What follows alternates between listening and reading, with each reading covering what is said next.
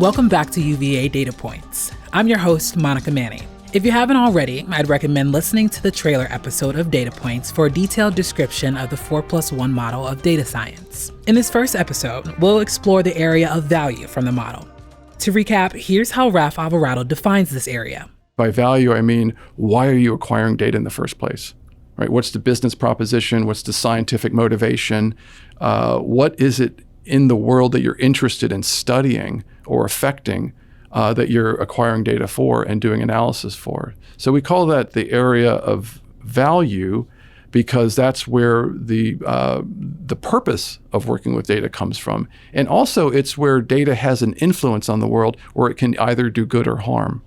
And so that's where ethics comes in, right? So value is focused on the purpose, motivation, and impact of working with data. One of the leading experts in this area is Cathy O'Neil. My name's Cathy O'Neil. I'm a mathematician and data scientist. I also wrote a book called Weapons of Math Destruction. And my newest book is called The Shame Machine, Who Profits in the New Age of Humiliation. And I also run a consulting company that audits algorithms. Cathy O'Neil has a gift for explaining complex ideas and informing the public on the ways in which data impacts their lives. So whether you're a data scientist or not, you'll find value in Cathy's research and insights. In this episode, Cathy is in conversation with Professor Brian Wright. My name is Brian Wright. I'm an assistant professor in the School of Data Science. My background is in education and economics, and I'm also the director of undergraduate programs. So I've been mostly building an undergraduate data science program here at UVA. Cathy and Brian's conversation covers the topics of data science education, algorithmic bias, effects of social media, how and why to audit algorithms, and much more. To kick off this conversation, we started by asking Cathy how she defines the field of data science. Cathy and Brian take the conversation from there. How do I define data science? Well, data science is a craft rather than a science, but it should be a data-driven craft. So when I say craft, what I mean is we have sort of phases of work. So at the beginning with a new data science project, you would sort of try to get to know your data by looking at the shape of it and sort of understanding it. It's called exploratory data analysis sometimes. I will compare it to another craft, which I know well, which is knitting. Sort of like, what kind of yarn do I have? Do I have thick yarn that needs big needles, or do I have thin yarn that needs small needles?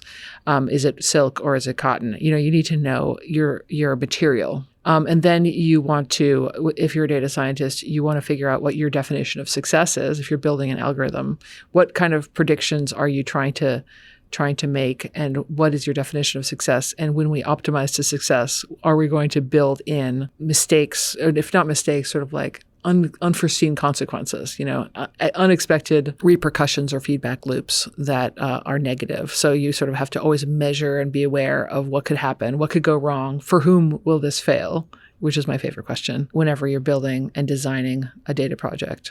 In my opinion, in order to say you've done a data science project, you have to build a sort of scaffolding, which is a monitoring system that makes sure that in an ongoing sense, things aren't falling off the rails. Yeah, I think having these conversations are really timely, right? So we're building this undergraduate, we're building many programs at the school, but one of which is kind of this undergraduate path, which is the new kind of frontier, I think, in data science education. And even in my classrooms, we talk to the students a lot that we can give them kind of this pipeline mentality, but the hard work associated with data science is usually on the front and the back end. Right? The front end is totally understanding the problem that you're trying to address. And I think to these points, and the audience says it could affect thoroughly. That's a real thought, kind of qualitative process. Mm-hmm. And then once things are built, we construct them in this kind of fabricated world, right? But then they live in the real world. And then I say, much of the real talent behind being a data scientist is understanding how your algorithm is actually behaving once it's out in the world. And that's the hard part, I think, about education, is actually creating an environment where they can experience that authentically, because it's quite difficult, right, to measure data drift and to have. So we're trying to build. It also makes people feel defensive and vulnerable. I will add, at a sort of emotional level, what you're really doing. Because I sort of developed a data journalism program at Columbia, so it's similar, but we're starting with people that aren't really considering themselves techies, right? Yeah. the first half where you're teaching them skills like Python and, MongoDB and, techniques and skills, it's so exciting because they're like, oh, now I know how to do this. Now I know how to do this. And they're developing skills that they can enumerate and quantify. Sure. I know Kung Fu. And then, and then the second half, it's like, but sometimes you shouldn't do this. And sometimes you have to realize that you've made assumptions that if you made them differently, you would come up with really different answers. And sometimes, even though your data says this is true, it's wrong. And the idea of adding all those qualifiers is hard for people to take because they're like, wait, I thought I was good at this. And now you're telling me I'm bad at this. And we're like, no, we're not telling you we're bad at this. We're telling you this is hard. Yeah. And then it's hard because there's so many things about it that are as much an art as there are a science, right? Yes. That you have to be, and we talk about, at least I think this is kind of the nature, is building data intuition. So you have an intuition about what is going on, or like that there are things that you can't control, and like what does that mean for how you're going to use this algorithm, or should you use it? Yeah, and that's why I called it a craft. Yeah, it's like I'm not an artist, but I am a crafter. Yeah, that's good. But I sort of think of it as like if I were building something with wood that was supposed to be a chair eventually, I would want to test it all the time to make sure it's stable and to make sure it doesn't tip. That would mean like getting a bunch of people who are not me to like sit in it in weird ways and try to tip it over. Likewise, like when you're building a data science project, you want to make sure it's robust. But you also want to understand what you're doing. So like that's the kind of sensitivity analysis or whatever, however you do it, to make sure that it's not tipping. Yeah. I love that analogy. That's great. So let's talk about what you're doing right now. So tell us a little bit about just kind of where you're at. Well, I'm doing what I call algorithmic auditing. Now, I started a company called Orca that does that. And to be fair, there's really two different types of algorithmic auditing. There's cooperative algorithmic auditing and adversarial algorithmic auditing. So like cooperative, by that, I mean, people hire me to look into their algorithms at companies, like at private companies. And I have to sign NDA, so I can't even tell you where they are. Some of them are on my website. But usually, to be honest, like the reason they do that is because they got in trouble. I see. Because they're embarrassed and they're like, oh, people already think we're racist. Usually it's racist, accusations of racism. So we might as well like clear our name if we can. And they hire us to help them. Or sometimes it's like, we don't want to be accused of that. And we think that this is high risk. So we're going to get audited. And then there are lots of companies that should get their algorithms audited, but they don't want to, and they don't see why they should. They don't have. There's no leverage to make them do it. So these are the ghost clients, if you will, where like a data scientist will call me up who works at one of these places, and they'll be like, "I read your book, Weapons of Math Destruction. I got really worried about what I do here." And I want to talk. And I'm like, okay, let's talk. And it's like a therapy session because they're like feeling like I can't sleep at night. And I'm like, yeah, there's reason for that because what you're doing is high impact and like, but it's probably problematic. And they often say like, well, I'm not allowed to collect race information. So I don't even know whether it's really a problem. It just feels like there's a problem. And I'm like, yeah, there probably is a problem, to be honest.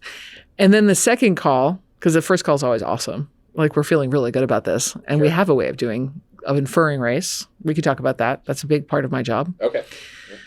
The second call, though, the lawyer is on the line. And the lawyer is like, we don't want to ask these questions because we don't want to know the answer and be using our product and then go to court and it's in discovery and we're the next tobacco company. Right.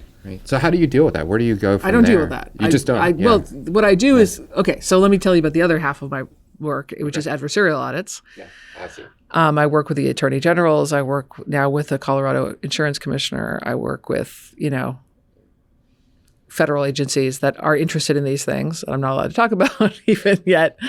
But they're like, how do we enforce anti-discrimination laws when there are algorithms? And I'm like, yeah, great question. I can help you with that. So basically, and that's not well paid, just FYI. It takes a lot of time and there's a lot of people to convince. But it is eventually going to pay off in the form of leverage for that first type of ghost client. Because the answer to the question, why should we ask these questions, is because otherwise the regulator will get you in trouble for not doing so. And then have you seen progress in kind of regulatory activity associated with this? Right. I think you mentioned something in New York, right? Well, New York City City Council just passed a law a few months ago that requires all employers in New York City to audit hiring algorithms. Wow. The rules haven't come out, so we don't exactly know what that means, but it's supposed to start in 2023. So yes, that is exciting for me. They require a third-party auditor for the algorithm, and I'm one of the only. I have one of the only companies that's great called for Orca. An auditor. Yeah, that's great. Yeah, but also good for. But it could be bad too. To be honest, like if the rules are bad, there could pop up a bunch of competitors that are willing to do crappy things and call it an audit. Oh, I see. So one of the other things I do in the meantime is I try to set standards for what is an audit. It can't be nothing.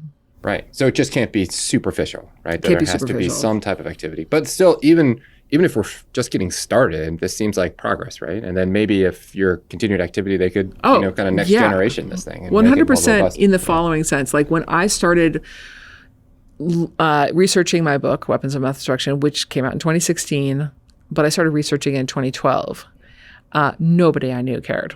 Like everybody I talked to thought that algorithms must be perfect. And I was like, no. As a data scientist, I can assure you that I make lucky people luckier and unlucky people unluckier. And the way I decide whether someone's lucky or unlucky is based on their wealth, their race, and their gender. Yeah. And that's how we do it. And like, that's a simplification, but not much of one. And so obviously it's racist, sexist, and classist. Class doesn't happen to be a protected class, by the way, ironically. So it's not illegal to be classist. It's not illegal to discriminate against poor people. But some of those things are illegal. I knew that eventually down the line, this is going to be a thing and people would have to take it seriously. And people are starting to take it seriously. Well, I would certainly say that's true. Thank goodness you had that foresight, right? To no short extent, I think your book kind of created this whole modern ideal about exploring this particular concern about the expansion of data science generally. So I don't think I invented any of this, but I do think that my book helped make it really easy to understand. And that is what I was intending. So I'm really happy about that. Yeah, I think we all are. So let's pivot just a little bit. Let's talk about, I wondered your thoughts on data science education, since we're kind of here at UVA. So what should we talked about it a little bit, but tell me your thoughts. What should we make sure that the future data scientists should be learning? It's really a struggle, if I were you, to build a curriculum that has any real connection to being a real life data scientist, like an industry employee data scientist. Like you just don't have the data, may I say. No, that's totally fair. So it's hard. Like there's the Compass algorithm, a Compass model data set. It's like the most overused data set ever. I'm glad it's being used. That's to be clear. I'm talking about a recidivism risk algorithm that was this focus of a ProPublica report a few years ago that found that Black men had twice as high a false positive risk score as white men, which they argued meant that the algorithm itself was racist. And then the North Point, which built the algorithm, came back with a white paper saying, we define racism differently. And according to us, it's not racist. I think that's a really, really interesting case study for you guys to do, because at the very least, it brings up the question of what's the definition of racist? We don't have one. That's one of the things I talk about constantly is what metric do you use? What is too racist? What is acceptable racism? Given that you've chosen a metric, but we haven't chosen a metric. Start with that. Anyway, that's a great use case. There aren't that many. And yet you want to teach these kids how to think about real life consequences of algorithms. So you're going to have to rely pretty heavily on thought experiments. But good thing is thought experiments work really well. Well, it's funny because that's actually how we originally met, right? I reached out because I was wanting to get some use cases to kind of put into our curriculum as good examples of how we can do things kind of from an ethical lens when we're starting to build. You wrote that to me and I was like, no, I just want to visit. Can I visit? Yeah, and I was like, yes, that sounds fantastic. Yeah, so I think that's the way that we're designing things. It's important to think about that, and I've really thought a lot about trying to get the students off. Getting them off grounds too, right? Getting them embedded in companies that are struggling with these types of problems. Yeah. I think it's going to be really important. Oh, 100%. Yeah, I was just talking to your dean about the capstone projects that your master's students have, and I think that's wonderful. And there is no data set that's good. Can I say no that's data totally set? Fair. Yeah, every data set sucks, and so if you just get assigned a couple actual projects that actual people have, then you have to sort of reckon with the completely crappy data set, and you have to sort of say, okay, what does this missing data mean about the blind spots of my algorithm? What does this bias data mean about the unintended bias of my predictions? And like that's really how you get these kids to think. Yeah, and I think we're trying to design, like I said, we're trying to have kind of these active learning as the default approach for these, and then don't present the solutions, but let them reason through them to a certain extent. And I think that's how at least we were, considering that that's probably the way that we get there for that. I love that idea. I mean, and it goes back to our earlier conversation about the craft of data science and the sensitivity analysis. Like sometimes one of the projects I wanted to do, and I think you guys should do now that I think of it, is give like 5 or 6 groups of students the same exact project with the same exact data, and then compare the answers, because they're going to be totally different. And backtracking and sort of delving into why they're different. Not saying anybody was wrong about it, but why are they so different? No, that's a very exciting to do kind of like we do our own algorithmic audit associated with how they came to these conclusions. Exactly. And then have them debate about why the results are different. And sometimes it's like a hyperparameter difference. Like we used 3 variables, they used 2, like whatever, like coefficients or whatever. Yeah. And you're going to get different results, and they're both going to be like perfectly okay as answers, but they're going to be different. Yeah, the subtlety on the front end can make a huge impact, when these things go live, things like that. So like having them understand that these are deliberate choices. Like you're making choices and you have a amount of freedom. So I think people come into this idea about machine learning or statistical learning and models that they're very canonical, right? That there are these things, but that's not really true at all. It's not at all true. They're hyper dynamic. I mean, you can change them almost at a whim, and it can make such a huge difference. And that's a hard thing. And accidentally, right? Mm-hmm. Unintended. Hey, can you tell us about your new book? Yeah. I talk about shame as a profit motive for a sort of traditional, age shaming would be the cosmetics industry, fat shaming would be the weight loss industry. But also, and they're doing the shame, they're directly shaming people to buy a product that doesn't work so that they come back for more. It's like that simple. But I also talk about other shame machines that are not exactly profiting, but they are profiting, but it's not money, it's power. So like the Catholic Church shaming the victims of child abuse, or the way we shame poor people in this country, or the way we shame people with addictions in this country. And sometimes that is for profit. If you look at the Sackler family emails to each other, like "shame the addicts" was an actual phrase from one of them to another. And then the rehab centers, which are shame-based and don't even use like medically assisted treatment, which is much, much better than the stuff they do, which is, basically shame. Shame doesn't work. That's kind of my point. Like punching down shame, that kind of shame doesn't work. So that's shame for profit, shame industrial complex, if you will. The newer sort of instantiation of this notion of profiting by shame is the social media giants, where they're not shaming us directly to make us buy a product. They're creating the perfect system for us to shame each other. I see. And thereby profiting off of us. Yeah. So they're making us work for them for free. And it's crazy because it's so successful. And the reason it's so successful, by the way, is because it's actually really fun to shame people. When I say fun, it's like, it doesn't feel fun exactly, but it lights up our pleasure centers. Sure. And then when we, on the top of that, the design of the social media is that our in-group, our friends and stuff, they congratulate us on being so righteous. So we get more pleasure center bumps. And so at the end of the day, we're conditioned to do that kind of thing, even if it doesn't work, which it often doesn't, because we're often punching down, which is to say punching at people who don't have actual choice to conform or don't have, almost never have the voice. I talk about punching down as a matter of choice and voice. Like if you're punching at somebody who doesn't have a choice, that's inappropriate. If you punch at somebody who cannot defend themselves or cannot be seen to improve their behavior, that's also inappropriate. And it's almost always true. Like when you see people shaming on Facebook or Twitter or something, they're not going to be seen again. We don't know what's going to happen to them. They might change their tune tomorrow and behave better, but we're never going to know. So that's punching down. That happens so much. So then you might be like, well, what's the point of that shame? Because they're not going to conform, at least not visibly. Sure. The answer is it's performative. Mostly. It's mostly performative. And we are conditioned to do that performative shaming. And they make money from us doing it because it's a spiral. It's a spiral. Like we shame them, they get outraged, they shame us back because we're often shaming people that don't even agree on the norm. Yeah. So that's definitely not going to work. Anyway, the point is that social media has perfected the art of engaging shame, manufacturing shame for profit. So they're sort of the new instantiation of the shame machine. But having said all that, the book isn't anti-shame. Okay. I am actually pro-shame. Okay.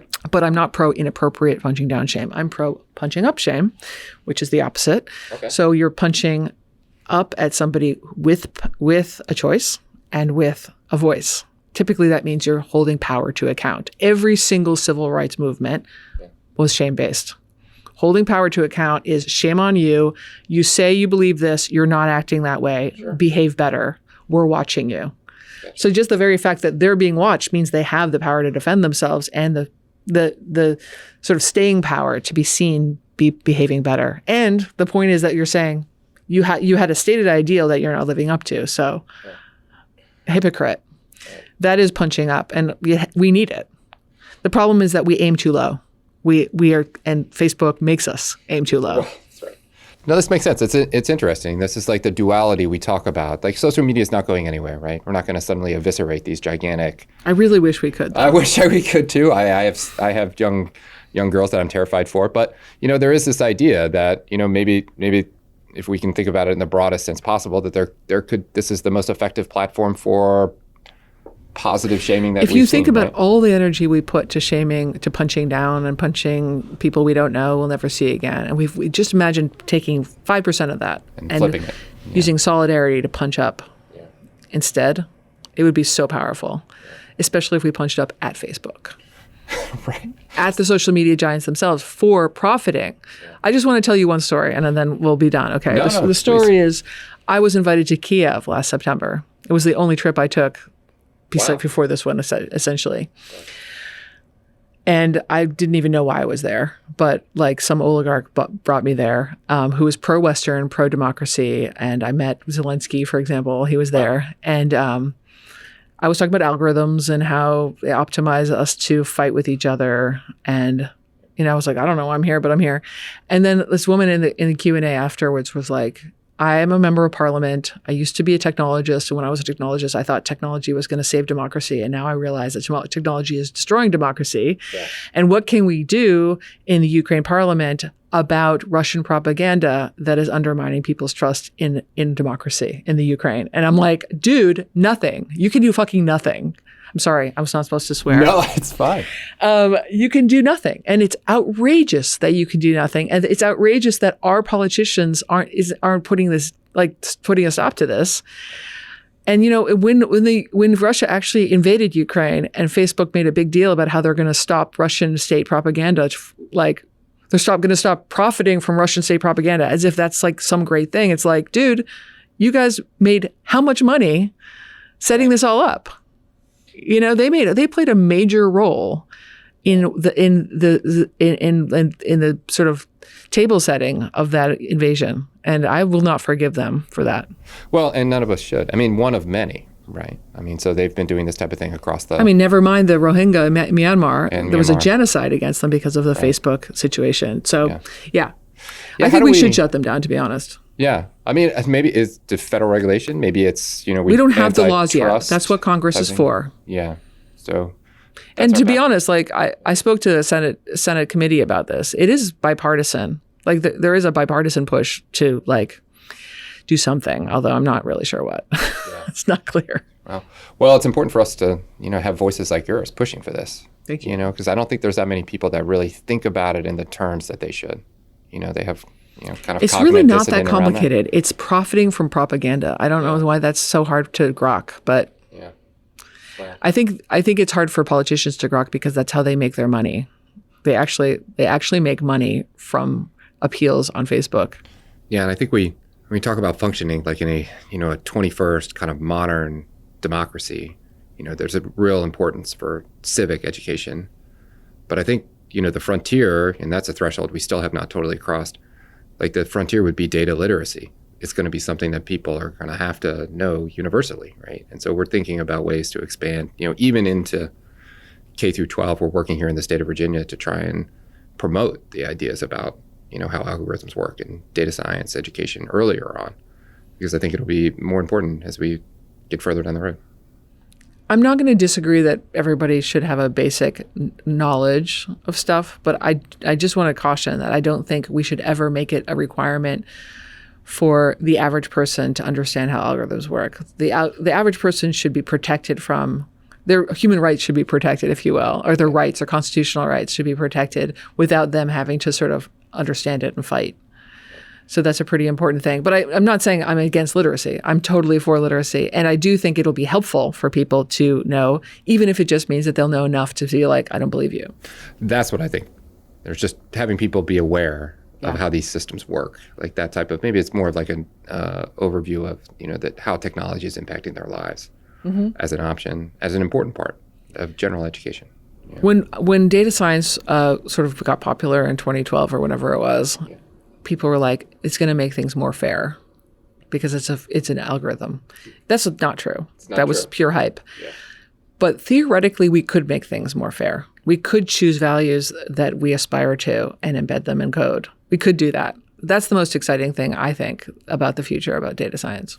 Well, that's what we're trying to do here. I hope so. At least we're designing our classes that way. And thank you for being here and being a part of that. And if you want to help us I'm do excited it, about this place. Yeah, keep it coming. Thanks for emailing me, Brian. Hey, no problem. Thanks for responding so quickly and coming and visiting. It's been a pleasure. It has for me too. All right. Thanks for listening to UVA Data Points. For more information on Cathy O'Neil, head to her website, mathbabe.com. And be sure to check out her books, Weapons of Math Destruction and The Shame Machine. You can find these links and more in the episode's show notes. For more information on the UVA School of Data Science, visit datascience.virginia.edu. And if you're enjoying UVA Data Points, write us a review wherever you listen to podcasts. And if you have an episode idea, email us at uvadatapoints@virginia.edu. Our next episode, which will focus on the area of design, features a conversation between Raf Alvarado, who you heard from in our trailer episode, and Allison Bigelow, who's with the UVA Department of Spanish, Italian, and Portuguese. They discussed their exploration of the Quiché Mayan Book of Creation. This episode will release on October 1st, but keep an eye out for a bonus episode later this month. We'll see you next time.